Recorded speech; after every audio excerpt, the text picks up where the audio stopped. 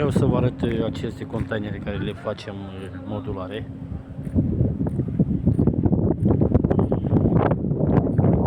Aici un container 6 metri cu 2,40.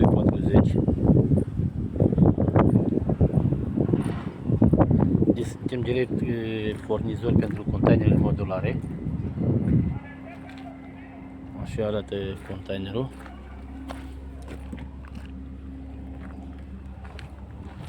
Nu am încheiat, a rămas la colegul. Aici avem și o toaletă. Este cu apă, ghiuvetă, canalizare. Nu știu dacă se vede așa bine din cauza la soare.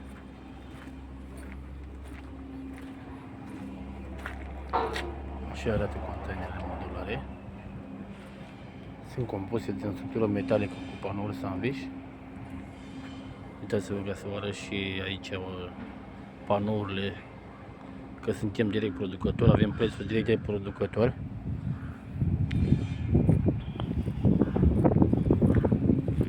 Avem pe stoc și facem și pe dimensiuni cerute de dumneavoastră. Sau dacă sunteți interesați de vreun garaj pentru mașină,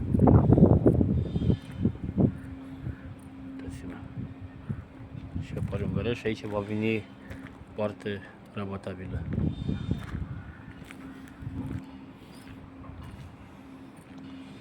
Se face după cererea ținută de dumneavoastră. Aici avem un chioșc pentru fast food. Este făcut pe comandă, cum a cerut clientul. Livrăm prin toată țara. Cei care sunteți interesați de un container modular, ne puteți contacta la numărul de telefon 0740 935 836.